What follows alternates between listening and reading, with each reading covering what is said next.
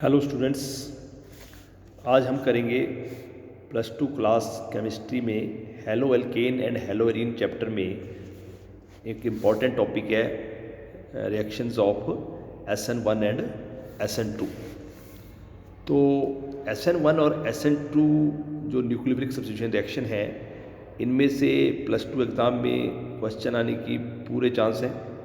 तो ध्यान से देखिएगा, NCERT का क्वेश्चन करेंगे हम दोनों, एक SN1-2 का कर लेंगे और एक SN1 का कर लेंगे। ठीक है, तो पहले हम SN2 का क्वेश्चन कर रहे हैं। देखिए, in the following pairs which will undergo SN2 faster.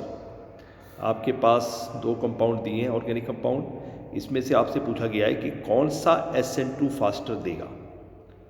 तो आपके पास दोनों एल्काइल हैलाइड है।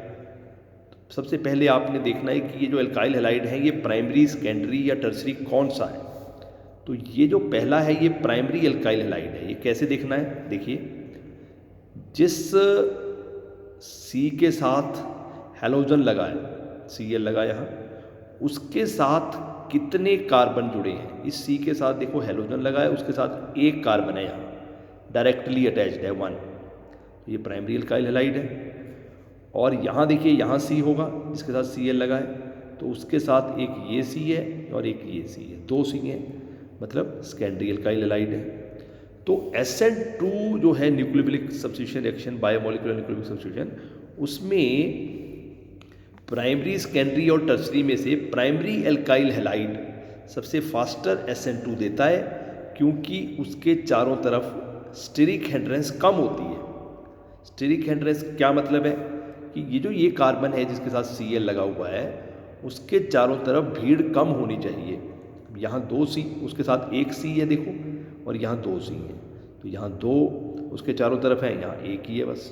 तो इसमें भीड़ कम है, क्योंकि जो दूसरा न्यूक्लियोफाइल अटैक करेगा इस C पर, तो उसके चारों तरफ भीड़ क्या होनी चाहिए, कम। ठीक है, तो यहाँ स्टेरिक हिंड्रेंस देखी जाती है SN2 में, याद रखिएगा। और दूसरा क्वेश्चन SN2 से आ सकता है आपको इस तरह का। देखिए, यहाँ दोनों ही प्राइमरी एल्काइल हैलाइड है। यहाँ C है, इसके साथ I है, उसके साथ एक C है लगा हुआ। यहाँ C के साथ Cl है, उसके साथ भी एक ही C है, ये भी प्राइमरी है। अब जब दोनों प्राइमरी है, फिर कैसे देखते हैं कि SN2 कौन फास्ट देगा। फिर आपने देखना है कि जो न्यूक्लियोफाइल लगा हुआ है उसके साथ, ये दो है, एक I है और यहाँ एक Cl है, तो इनमें से कौन सा बेटर लीविंग ग्रुप है। बेटर लीविंग ग्रुप मतलब जैसे अब ये बाहर जाएगा तो दूसरा न्यूक्लियोफाइल इस C के साथ अटैच होगा, तो कौन जल्दी यहाँ से डिटैच होगा, बाहर जाएगा, जिसकी बॉन्ड लेंथ, जिसका साइज बड़ा होगा, वो बेटर लिविंग न्यूक्लियोफाइल है। तो यहाँ I नेगेटिव जो है वो बेटर लिविंग ग्रुप है। ठीक है, तो इसमें फिर SN2 कौन फास्ट देगा, जिसके साथ I लगा है।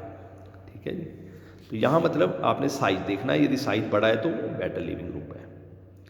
अच्छा, अब SN1 का क्वेश्चन करते हैं। SN1 का ऑर्डर बिल्कुल SN2 से रिवर्स है। इसमें प्राइमरी सबसे फास्टर देगा, सेकेंडरी उससे कम, टर्सरी उससे कम। और SN1 में उल्ट हो जाएगा, बिल्कुल रिवर्स हो जाएगा, 3 2 1। जो 3 डिग्री यदि एल्काइल हैलाइड है तो ये SN1 फास्ट देगा, फिर 2 फिर 1। ऐसा क्यों होगा, अब ये देखते हैं। देखिए, ये इस C के साथ Cl लगा, इसके साथ 3 C है, टर्सरी है। इस C के साथ Cl लगा, इसके साथ 2 C है, सेकेंडरी है। अब यहाँ रिएक्टिविटी कैसे देखी जाती है, उसमें तो स्टेरिक हिंड्रेंस देखते थे, इसमें क्या देखते हैं, इसमें देखते हैं स्टेबिलिटी ऑफ कार्बोकटाइन।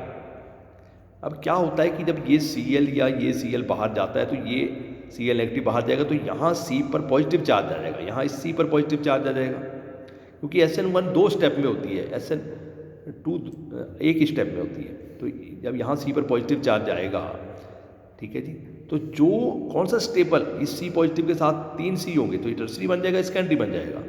ठीक है जी, तो टर्सरी वाला ज़्यादा स्टेबल होता है। कार्बोकटाइन आपको पता ही है, +1 में आपने पढ़ा हुआ है। तो SN1 में स्टेबिलिटी ऑफ कार्बोकटाइन पर रिएक्टिविटी डिपेंड करती है। तो यहाँ जो टर्सरी वाला एल्काइल हैलाइड है वो SN1 फास्टर देगा। ठीक है जी, एक और SN1 का क्वेश्चन कर लेते हैं।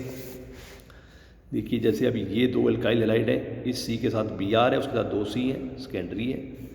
यहाँ देखिए इस C के साथ Br है, उसके साथ 1 C है, प्राइमरी है, प्राइमरी है।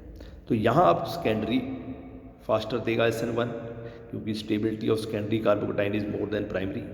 ठीक है, मतलब SN1 में आपने स्टेबिलिटी देखनी है कार्बोकेटाइन की, और SN2 में देखनी है आपने स्टीरिक हिंड्रेंस। दोनों एक दूसरे के रिवर्स हैं। ठीक है जी, आई थिंक आपको क्लियर हो गया होगा। ये क्वेश्चन मतलब एग्जाम में लगभग आएगा।